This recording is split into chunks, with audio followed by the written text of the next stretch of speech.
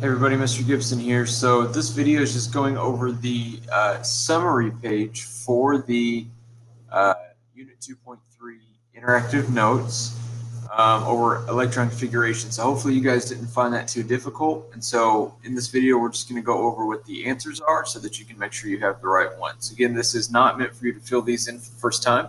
Rather, this is for you to have already done this, and then you come and watch this video and make sure you did it right. Okay, so number one, for electron configurations, what does each of the following represent? Well, the big number in front tells you the energy level that those electrons are in. So energy level 1, 2, 3, 4, all the way up to 7. Okay. The letter, the S, P, D, and F, those are the sublevels that the electrons are in. And then that superscript number that looks kind of like an exponent, that is tells you the number of electrons. Okay, so you've got the energy level, the sublevel, and then the number of electrons. Number two, for each type of sublevel, how many orbitals do they contain? So S has 1 orbital, P has 3, D has 5, and F has 7. And each orbital can hold 2 electrons. So for each sublevel, what's the maximum number of electrons they can hold? Well, S can hold 2, P can hold 6, D can hold 10, and F can hold 14, because each of the orbitals can hold 2 electrons. All right, so number 4, when we write electron configurations, how do we read the periodic table to figure out the order in which the orbitals are filled? So you're going to read it from left to right and then from top to bottom. And here's a couple of tricks to remember. The S and the P will always have the same number in front of it, the energy level, as the row number. So if you're in row 4, it's going to start with 4S. Okay? Now, D always has the number in front of it is always 1 less than the row number. So if you start like in row 4, it would go 4S and then 3D, okay, 1 minus the row number, and then 4P, okay? And then F is all, if you do one that's that long, it's always 2 minus the row number. So for example, you would go 6S in row 6, you would go 6S, then 4F, then 5D, then 6P. Okay, if you can remember those simple little things, then that'll make electron configuration way easier for you, okay? All right, number 5, write the full noble gas electron configurations for the following elements. So you've got the full notation here.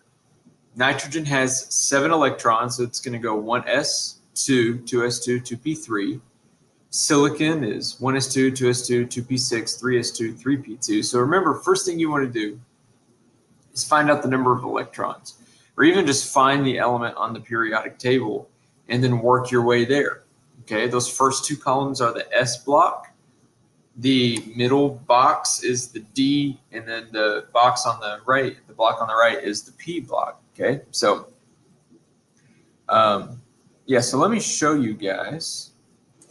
All right, sorry, I paused it for a second. Let me show you guys this over here on this window. So here is, and it's kind of blurry because internet's slow, but here is an electron configurations table, pretty similar to the one you probably have in your notes, okay? And you can use, if you just memorize this pattern, then you can do any electron configuration. So for example, nitrogen was up here, okay, in the 2, so this is row 1, you can see 1s, this is row 2, you can see 2s and 2p, row 3, 3s and 3p, so s and p go off the row number. You can see that in row 4, D is 3. So remember, D, when these elements come into play, the number in front of them is 1 less than the row number. And then F is 4F and 5F, and they actually fit right here in rows 6 and 7. And they're always 2 less than the row number. So that's why it's 6S and then 4F, 7S, and then 5F. Okay, so nitrogen was right here. So here's how you do the electron configuration. You literally start at the top row, 1S, and so you kind of like count the boxes, count the blocks going all the way up to the element you're trying to get to. So 1s2, there's 2 blocks there. Then you go to the next row. 2s, you got to go through both of those, 2, and then we go to 2p, and it's 1, 2, 3. It's the 3rd box in 2p. So it's 1s2, 2s2, 2p, 1, 2, 3. So if you go back here, look at this notation, 1s2, 2s2, 2p3. So if you literally just count the boxes, then you can get any electron configuration, okay? And here you can see it for potassium, chlorine, arsenic, ruthenium. I'm not going to go through and read those, but if you want to pause this so you can look at those and make sure you've got it right. Okay, and then down here, this is probably the easiest thing you're going to do all year. This says identify the element that corresponds with the following electron configurations. Well, guess what? All you have to do is count the electrons, and then you match it up to the periodic table. So this is osmium. Let's do a shorter one. So this is phosphorus. So remember the superscript, or that little number up top, is the number of electrons. So this has 2, 4, plus 6 is 10, plus 2 is 12, plus 3 is 15.